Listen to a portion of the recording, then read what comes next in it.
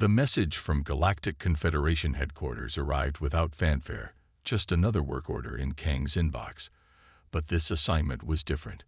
Kang Ta-1, Earth's premier mechanical troubleshooter, had been personally requested to tackle a problem that had stumped the Confederation's finest minds. "You're sending me where?"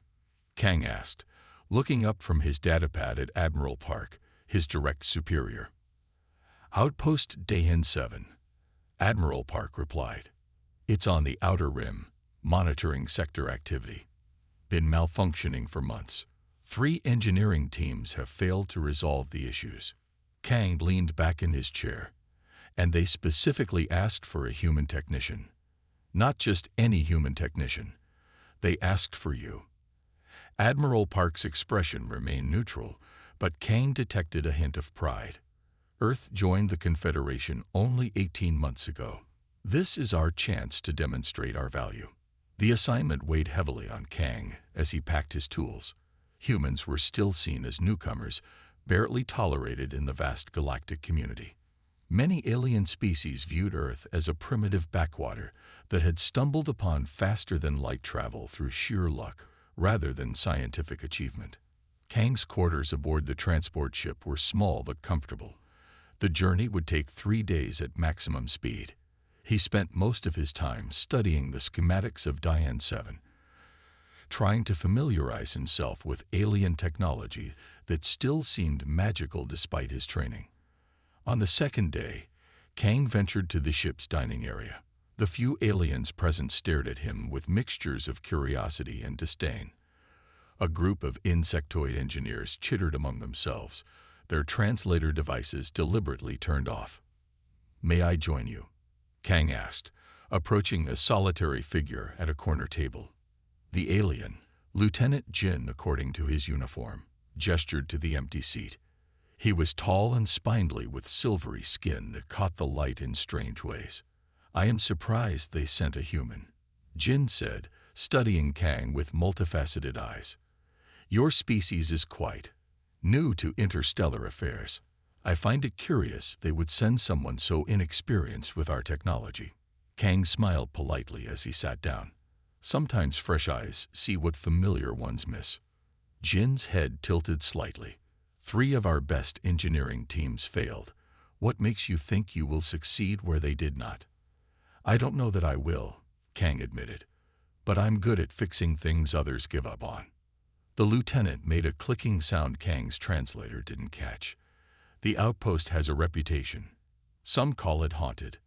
"I don't believe in ghosts," Kang replied, taking a bite of the bland protein cube that served as the ship's idea of lunch. "Perhaps you should," the lieutenant said, "especially among the stars." Jin leaned forward. The last team left in a hurry. They reported strange occurrences, systems activating without input, voices in empty corridors, temperature fluctuations with no explanation. "Sounds like a computer malfunction to me," Kang said. They also reported dreams. The same dream, shared by all 5 members. They dreamed of beings that looked almost human, but not quite. Beings running from something terrible. Kang felt a chill despite himself. Dreams aren't evidence of anything supernatural. "Perhaps not," Jin conceded. "But it is strange that after these dreams, the team leader requested immediate evacuation. He was a decorated veteran of the Nebula Wars, not someone who scares easily." Kang changed the subject. "Tell me about the outpost's construction. The files I received were incomplete." Jin seemed amused by the obvious deflection. "Dehan 7 is old. Very old. It predates the Confederation itself. We believe it was constructed by the founders, though their records are fragmentary at best." "The founders?" Kang asked. "The first spacefaring race in our galaxy, or so the stories say. They'd vanished long ago, leaving only their outposts and artifacts. Some believe they ascended to a higher plane of existence. Others think they were destroyed by some calamity." "And what do you believe?" Kang asked. Jin's silvery skin rippled in what Kang had learned was their equivalent of a shrug. "I believe they fled. Something frightened them enough to abandon this galaxy entirely." The conversation left Kang unsettled as he returned to his quarters. He tried to focus on the technical aspects of his mission rather than ghost stories. On the final day of the journey, Kang stood in the observation deck as Dehan 7 came into view. The outpost orbited a gas giant with swirling purple storms. Its design was unlike other Confederation structures, more organic, with curved surfaces that seemed to flow rather than connect at sharp angles. Beautiful, isn't it? Admiral Park had joined him at the viewport. It doesn't look like other Confederation outposts, Kang observed. Because it isn't one, not originally, Park replied. We repurposed it centuries ago. The original builders are unknown. Lieutenant Jin mentioned the founders. Park snorted. Jin talks too much. The founders are myths, stories to explain technology we don't fully understand. Then why send me? Kang asked. If the outpost is so mysterious, why not send a research team instead of a mechanic? Because we need it working, not studied, Park said firmly. It monitors the outer rim. Without it, we're blind to potential threats in that sector. As they approached the docking bay, Kang saw that parts of the outpost were dark, while others pulsed with faint blue light. One more thing, Park said as they prepared to board. You'll be alone there. The regular crew was evacuated after the malfunctions began. I thought there might be at least a skeleton crew, Kang said, surprised. No one will stay, Park admitted. Not after what happened to the last team. Which was what, exactly? Park's expression darkened. The official report says they experienced hallucinations due to environmental system failures. And unofficially, they claimed the outpost was trying to communicate with them, that it showed them images of something coming. Something terrible. The docking clamps engaged with a shudder. Kang gathered his tools and prepared to disembark. I'm not afraid of an empty outpost, he told the Admiral. Good, Park replied, because we'll be back in exactly 1 week. Fix it by then, or we'll have to abandon it permanently. As Kang stepped through the airlock into the silent corridors of Dehan 7, he couldn't shake the feeling that something was waiting for him. Something ancient and patient. Something that had been waiting for a human for a very long time. Dehan 7 hung against the backdrop of a gas giant, silent and still. As Kang's shuttle approached, he noted the outpost's unusual architecture, flowing lines and curved surfaces, unlike the angular Confederation designs he'd studied. Inside, the air tasted stale but breathable. Emergency lighting cast long shadows across empty corridors. Hello, Kang called out, more from habit than expectation. To his surprise, the lights brightened momentarily, then dimmed again. Kang froze in place. He had expected many things from this assignment, but not an immediate response to his voice. Perhaps it was just a power fluctuation, he reasoned, trying to calm his suddenly racing heart. He unpacked his equipment in what appeared to be the main control room. The consoles were covered with a thin layer of dust. No one had been here for weeks, though the life support systems still functioned perfectly. Let's see what's wrong with you, Kang muttered as he connected his diagnostic tools to the primary interface. The first readings confused him. According to his equipment, all systems were operating at optimal levels. There was no malfunction, at least none that his tools could detect. Kang moved deeper into the outpost, following the main power conduits. The corridors curved gently, leading him in a spiral pattern toward the center of the station. Unlike Confederation designs with their practical right angles and clearly marked sections, this place felt almost organic, as if it had grown rather than been built. In what appeared to be an observation deck, Kang paused to look out at the gas giant. Massive storms swirled across its surface in shades of purple and blue. The view was breathtaking. As he watched, the lights in the room dimmed slightly, then brightened, as if adjusting to his presence. Are you responding to me? Kang asked aloud, feeling slightly foolish. The lights flickered once. Kang swallowed hard. Once for yes, twice for no. The lights flickered once again. A shiver ran down Kang's spine. Either the outpost had some form of rudimentary intelligence, or something else was here with him. Neither option was comforting. Over the next 12 hours, Kang methodically examined the outpost's systems. The technology was sophisticated, beyond even Confederation standards. More puzzling, nothing appeared broken, just operating according to parameters he couldn't decipher. He set up a temporary sleeping area in what seemed to be crew quarters. The bed was oddly shaped, suggesting the original builders had different proportions than humans, but it was comfortable enough. Too tired to worry about ghost stories, Kang fell into a deep sleep almost immediately. He dreamed of stars, endless stars, and a journey between them. In the dream, he was running from something. Everyone was running. An entire civilization fleeing across the vast darkness of space. Kang woke with a gasp. The temperature in his quarters had dropped suddenly. He could see his breath fogging the air.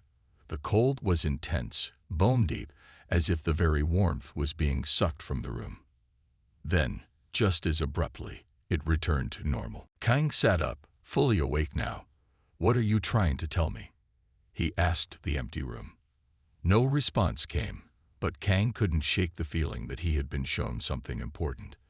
The dream felt significant, though he couldn't say why. The next morning, if morning was even the right term in the eternal night of space, Kang returned to the control center with new determination. The outpost was trying to communicate. He just needed to understand how.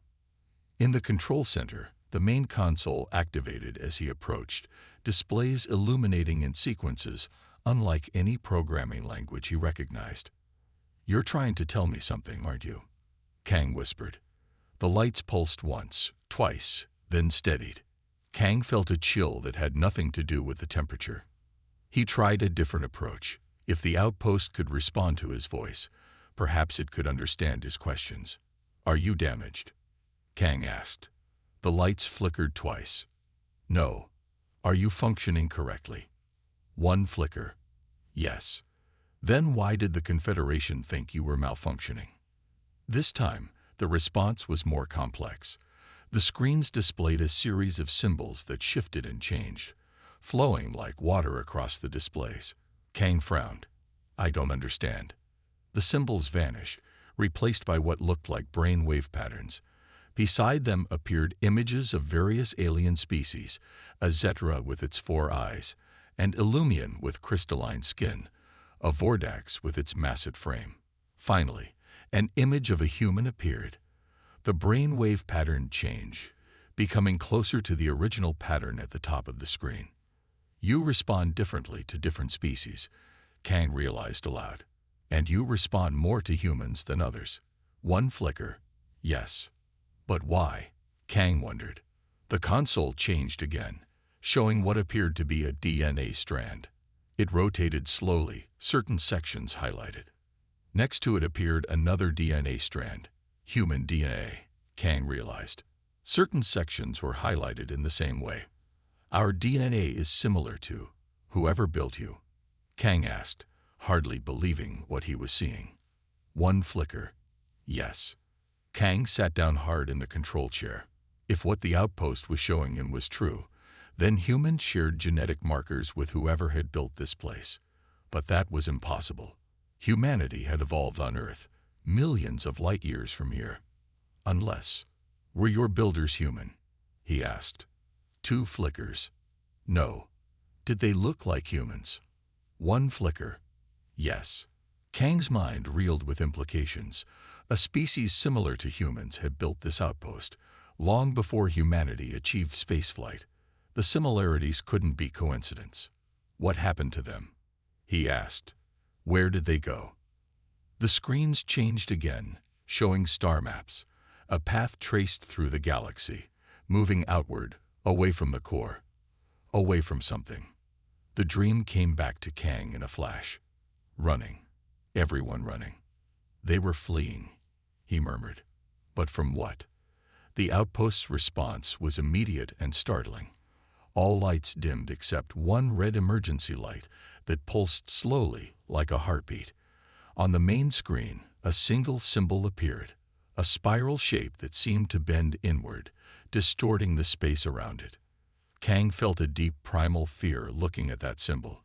He didn't know what it represented, but somehow he knew it was dangerous. Deadly. "Is this why you were built?" he asked. "To watch for this thing?" One flicker. "Yes." "And you've detected it. It's coming back." One flicker, but fainter this time, as if the outpost itself was afraid. Kang stared at the pulsing symbol, understanding dawning.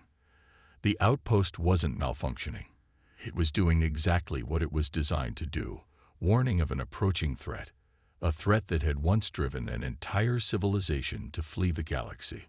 And somehow, impossibly, that civilization was connected to humanity. Kang reached out and placed his hand on the console. "I'm going to help you," he promised. "We'll make them understand." The lights brightened around him, as if in gratitude. On the third day, Kang made a breakthrough.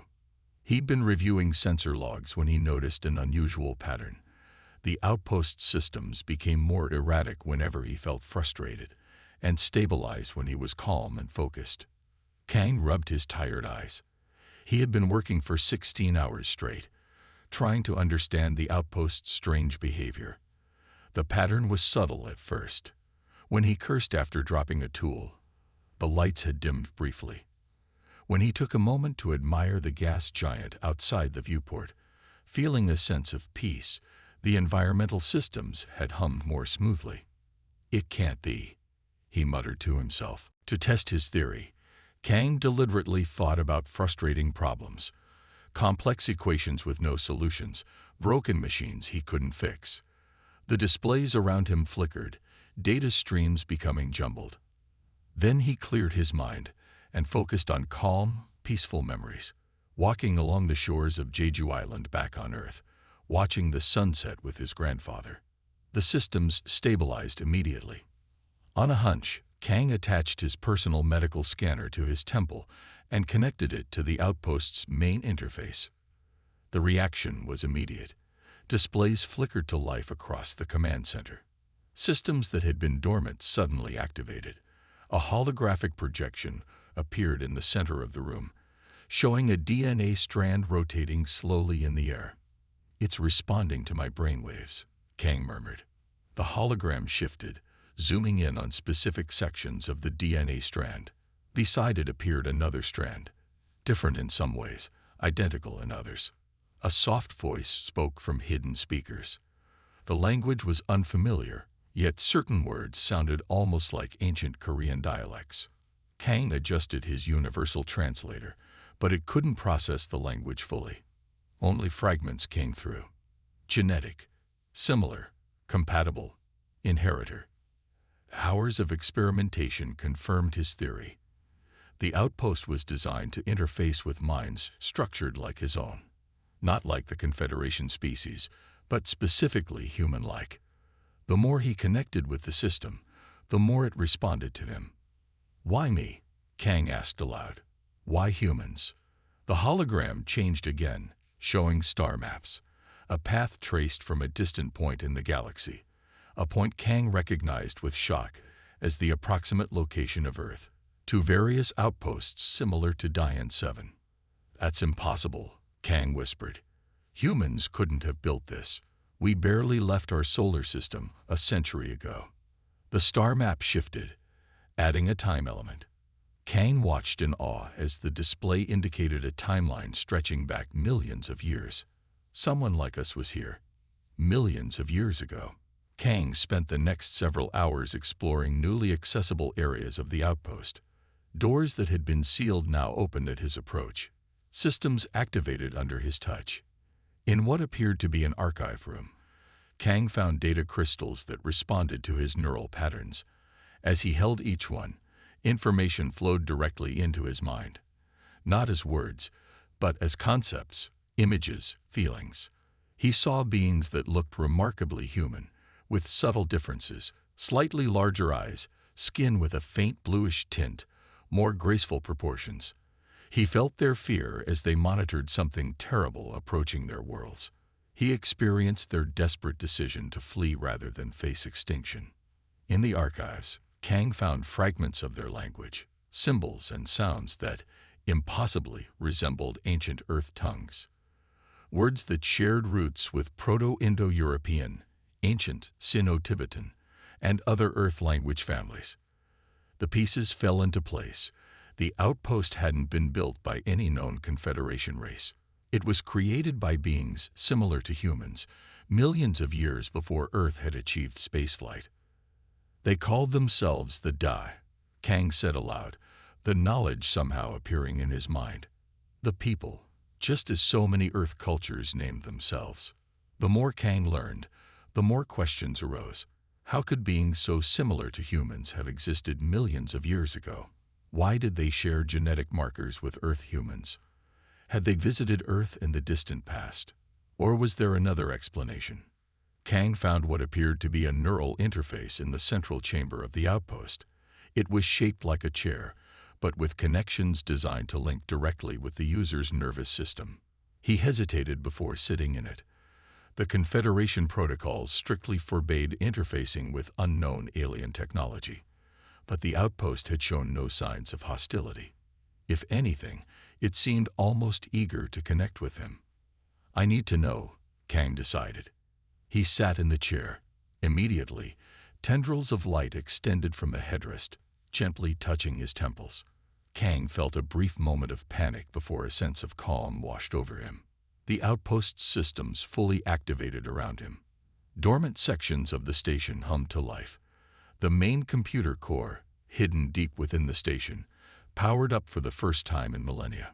Knowledge flowed into Kang's mind, not overwhelming, but carefully measured, as if the system understood his limitations. He learned that the Dai had been the first advanced civilization in the galaxy. They had achieved spaceflight over 10 million years ago and established outposts throughout the stars. They had encountered other emerging species, some now members of the Confederation, when those species were still in their early development. But something had happened, something terrible that the outpost records were reluctant to fully reveal. The Da had discovered a threat from beyond the galaxy, an entity or force that consumed everything in its path. They had fought a desperate war against it, establishing outposts like Dehan 7 as early warning systems. When defeat seemed inevitable, the Da had made a decision. They would flee, not just to another part of the galaxy, but to another time.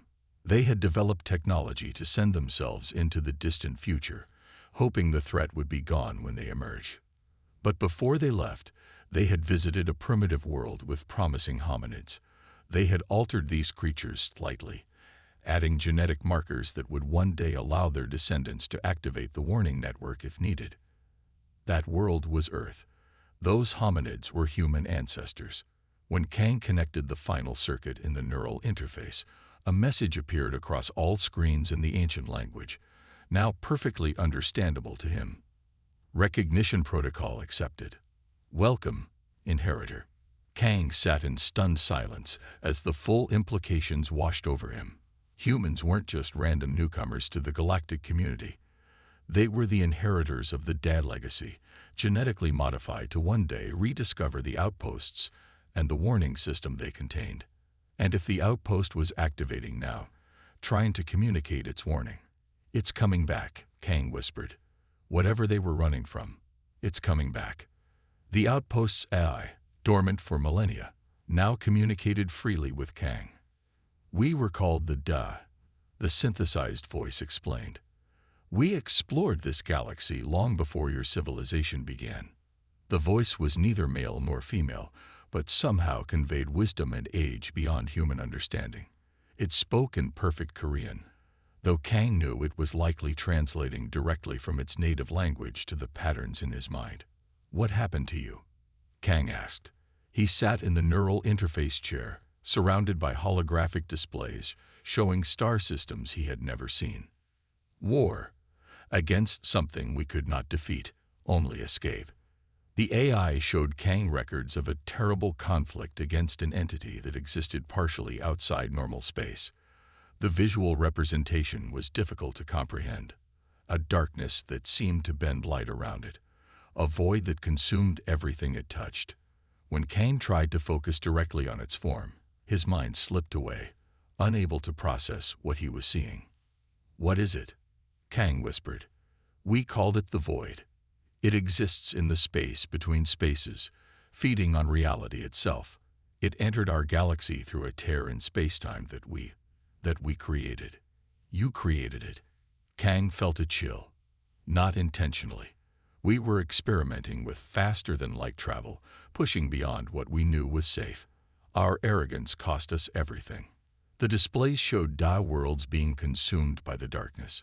Billions of lives lost as entire planets were pulled into the void. The fought back with weapons that could destroy stars, but the entity seemed to grow stronger with each victory.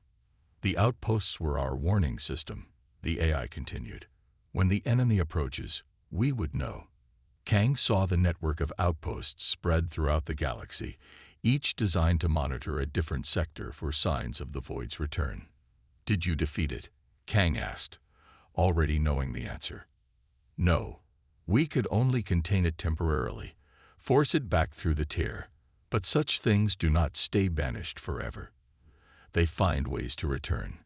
Kang felt cold dread spreading through him. "And now, the first signals have been detected. Faint, distant, but approaching." The AI showed him readings from the outpost's sensors, subtle distortions in spacetime, similar to the early warning signs the Da had documented before their civilization fell. Understanding dawned on Kang. The malfunction was no malfunction. "This outpost has been trying to warn the Confederation, but none could understand until you arrived. Your neural patterns match our creators. You are their descendants, or perhaps they were yours, sent backward through time as a final resort." Kang's mind reeled at the suggestion. "Time travel? That's impossible." "For your current science, yes. For the Da at their height, it was difficult but achievable. When we realized we could not defeat the Void, we explored every possible escape. Some fled to distant galaxies. Others placed themselves in stasis, hoping to awaken when the danger had passed. A small group attempted something more desperate, to send their genetic material back in time, to seed a world that showed promise, to create inheritors who might one day be ready when the Void returned." "Earth," Kang whispered. "But that would mean humans are not exactly Da, but shaped by Da influence. The compatible genetic markers were designed to activate the outposts when the time came, when the warning needed to be heeded." Kang stood up from the interface chair and paced the control room, trying to process everything he had learned. It seemed too fantastic to believe, yet the evidence surrounded him. Technology that responded to his thoughts, a language that shared roots with Earth tongues, genetic similarities that couldn't be coincidence. "How long do we have?" Kang finally asked. "Perhaps centuries, perhaps less. The network must be reactivated." "The other outposts?" "Yes. There are 17 primary outposts throughout the galaxy. Together, they form a detection grid that can track the Void's movements. More importantly, they contain the knowledge needed to fight it." "Fight it? You just said the Da couldn't defeat it." "We couldn't, but we learned much in our war. Each outpost contains a piece of the weapon we began to build, a weapon that might have worked, had we time to complete it." The AI displayed a complex schematic, showing how the 17 outposts could generate a field that might contain the Void, perhaps even push it back beyond the boundaries of the galaxy. "And you think we, humans, can succeed where the Da failed?" Kang asked skeptically. "You must try, or this galaxy will suffer the same fate that befell the Da civilization." Kang moved to a viewport, staring out at the gas giant and the stars beyond. The enormity of what he had discovered weighed on him. He was just a technician, sent to fix a malfunctioning outpost. Now he carried knowledge that could determine the fate of the galaxy. "The Confederation won't believe me," he said quietly. "They must. The evidence is here. And you are not alone, Kang Ta-1." "What do you mean?" "Other outposts have begun to activate. Other humans have been sent to investigate malfunctions. Soon, They too will learn what you have learned. Kang thought of the dreams he had experienced. Dreams of running, of a civilization in flight. The dreams, they're memories, aren't they? Memories somehow encoded in our DNA. Yes. As the void approaches, these memories will become stronger. A warning system built into your very cells. Does the Confederation know anything about this? About the void? Some suspect. Ancient records from various species contain references to a great darkness that once threatened the galaxy. Most dismiss these as myths, but a few have kept watch. They may be more willing to listen than you think. Kang checked his chronometer. Admiral Park would return in less than 2 days, expecting a simple repair report. Instead, Kang would deliver news of an ancient threat returning to consume the galaxy. "I need proof," he said. "Something I can show them that will make them believe. I can provide data, but the most convincing proof is the outpost itself. Now that you have activated it, it will respond to other humans as well. Their scientists will see that it was not malfunctioning, merely waiting for the right neural patterns." Kang nodded slowly. "And the weapon? Can it be built in time?" "Unknown, but the longer we wait, the less chance of success." Taking a deep breath, Kang returned to the neural interface. "Show me everything. I need to understand exactly what we're facing and what needs to be done." As the AI began transferring knowledge directly into his mind, Kang wondered if humanity was ready for this burden, to face an enemy that had defeated a civilization far more advanced than their own. They would have to be ready. They had no choice. The Confederation Council chamber fell silent as Kang finished his report. 50 species represented, all processing the implications of his discovery. Kang stood alone at the center of the vast circular room. Above him, tiered seating rose in a great spiral, filled with the most powerful beings in the galaxy. Some had tentacles, others wings. Some breathed methane, others pure nitrogen. But all were now united by a single threat. "You expect us to believe," said Counselor Lee, the Confederation's senior diplomat, "that humans are descendants of an ancient race that fled from some cosmic horror." Lee's voice echoed through the chamber. As Earth's representative, he had the most reason to be skeptical. Kang understood his position. Such claims could make humans seem either delusional or frighteningly important. Neither would be welcomed by species that had been among the stars for thousands of years longer than humanity. "The genetic evidence is undeniable," replied Kang. He gestured and holographic displays appeared around the chamber, showing the DNA comparisons between humans and the ancient Da. "And I've reactivated the outpost. It's functioning perfectly now, monitoring for the enemy's approach." "It could be a malfunction," suggested a Zetra counselor, 4 eyes blinking in sequence, "or an elaborate hoax." "I've examined the outpost myself," said Admiral Park, rising from his seat. "What Technician Kang reports is true. The systems respond to human neural patterns in ways they never responded to our research teams." "If what you say is true," rumbled the Arthosian representative, his stone-like skin catching the light as he shifted his massive body, "then humanity's unexpected compatibility with this technology is no coincidence. It explains why your species evolved so similarly to the Da, despite developing on a different world," added another counselor, this one a luminous being of pure energy. "We had always found the physiological similarities suspicious." The High Chancellor of the Confederation, a being of indeterminate gender with silvery skin and eyes like pools of liquid mercury, spoke next. "Technician Kang, you claim this void is returning. What evidence supports this?" Kang activated another display, showing the subtle space-time distortions detected by Dian 7. "These readings match exactly what the Da recorded before their civilization fell.